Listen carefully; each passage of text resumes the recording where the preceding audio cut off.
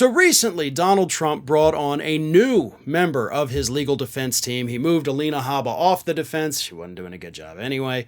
And he replaced her with a, at the time, seemingly competent lawyer by the name of John Lauro. Well, after Donald Trump's arraignment on Thursday, Mr. Lauro made the media rounds, of course, because, right, that's what lawyers do. He went on Fox News. He went on Newsmax with Greg Kelly.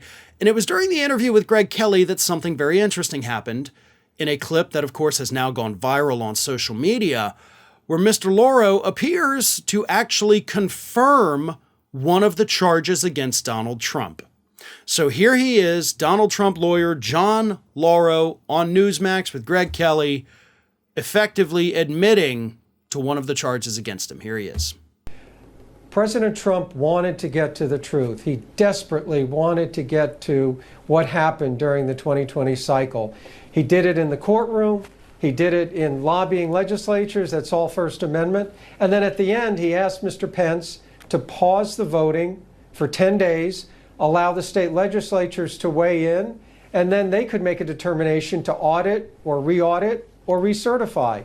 But what he didn't do is, send in the tanks, tell Mr. Pence don't go to the Capitol Hill, or do anything that would obstruct the due process of government. He was simply petitioning the government the same way we have those rights, with his complaints and redresses and objections to the election cycle. He's entitled to do that. If we criminalize that speech, I fear what's going to happen in the next election cycle when perhaps a new administration is going to come in, and there's going to be a lot of talk about identifying Democrats who obstructed the 2024 cycle.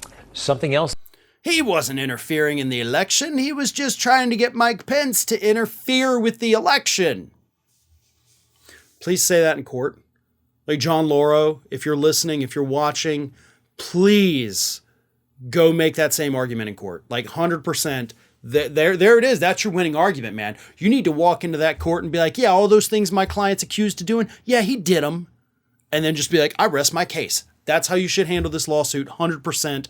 I am behind it all the way. I mean, listen, I thought Alina Habba was bad. Oh, and don't get me wrong. I got another quote from Alina Habba because she actually made things worse too.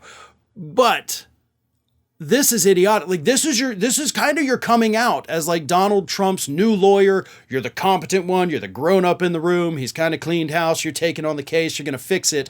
And the first thing you do is go out in the media and be like, oh yeah, he did that. Let me read you this to explain why that admission is an admission. This is from Newsweek. On page 34 of the indictment, there is a section that details how Trump and Eastman met with Pence on January 4th, 2021, 2 days before the Capitol riot, to try and convince Pence that he should, quote, reject or send to the states Biden's legitimate electoral votes rather than count them. Page 42 includes a section that states that hours after the January 6th attack took place, Eastman wrote to Pence to, quote, implore you to consider one more relatively minor violation of the Electoral Count Act and, quote, adjourn for 10 days to allow the legislatures to finish their investigations, as well as to allow a full forensic audit of the massive amount of illegal activity that has occurred here. So those are literally things that Jack Smith is accusing Donald Trump of doing. Like he accused Trump, like that is part of one of the charges. You know, the interference and obstruction of an official government proceeding. And you're out there saying like, yeah, I mean, he just wanted Pence to do that. Jack Smith's like, I know. I charged him for that. Why are you admitting this on TV? As I said, Lauro's not the only dumbass. Alina Habba, who of course is not one of Trump's, legal defense lawyers anymore. She's just a spokesperson for his super PAC, but she was at the arraignment. And before Trump went in, Habba came out and she said this: I think that everybody was made aware that he lost the election, but that doesn't mean that that was the only advice he was given. I think that everybody was made aware that he lost the election.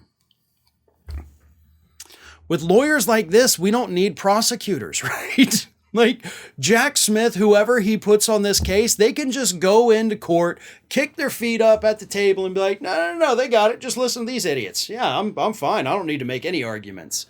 You get what you pay for.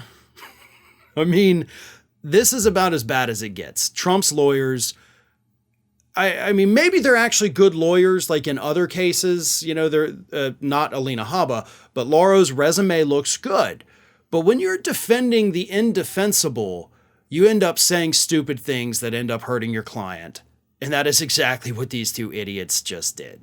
Hey everyone, this is Aspen. And did you know that for the low cost of $0 per day, you can subscribe to the Fair and Balanced YouTube channel?